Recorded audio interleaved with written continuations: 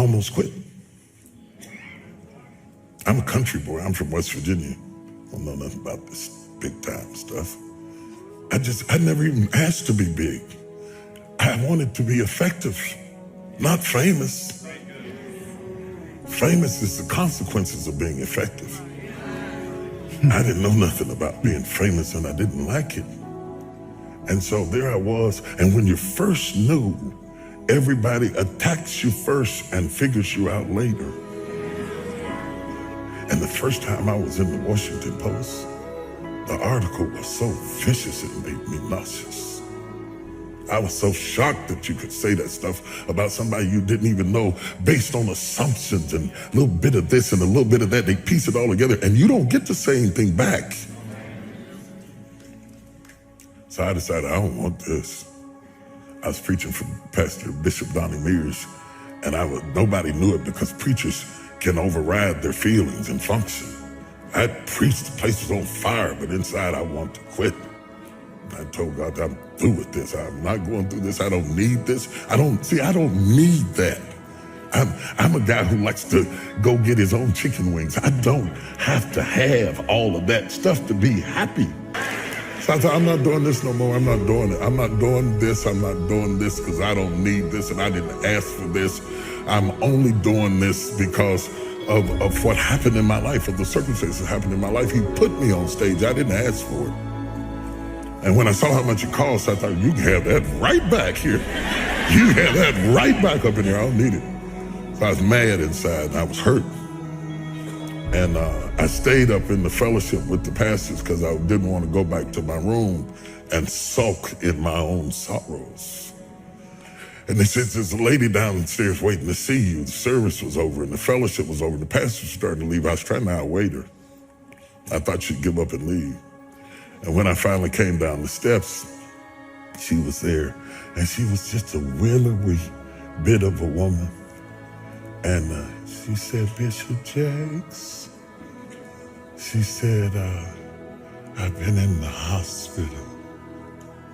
She said, I was pregnant in my fallopian tubes, and the baby died in my tubes, and I was carrying around a dead baby, and the toxicity from the baby almost killed me. And she said, the only thing that kept me alive was hearing you preach. She said, if you hadn't been preaching to me every day, I swear I would have died. And then she looked at me and she said, it's for us. It's not for them. It's for us. It hit me so hard. I didn't even get her name. I got in the car and cried all the way back to my room because she reminded me why I was there. Last week when I texted you, I was up in Baltimore in D.C. and I was doing a book signing. And this woman came up to the table to buy a sword. She said, you don't remember me, do you? I said, no. She didn't even look like the same person. She's all dressed up and gained weight. She felt like she wanted to say, She said, I met you in the bottom of Donnie Mears' church years ago, and I burst into tears. I lost it. I stopped the signing, and I jumped up and hugged her. If it were not for that woman. On what you see inwardly, or will you die a dreamer?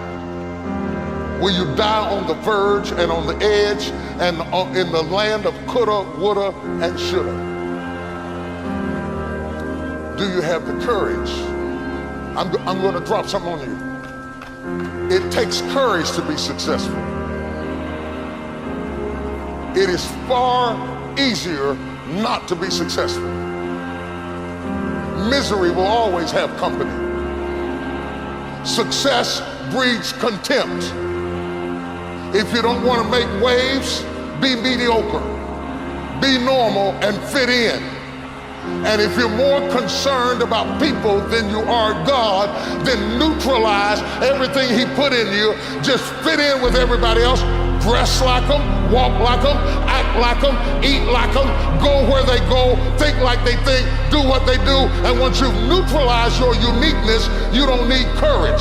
It takes courage to be different. It takes courage to go where you've never gone before. For some of you, it took courage to come to this conference. It takes courage to get you outside of the box. It takes courage to be successful. It takes courage to win. People don't talk about people that don't win. If you win, they're going to talk about you. Do you have the courage to stand there though the storms keep raging and the people get to talking and you stand there and say, I've come too far to turn around? Do you have the courage?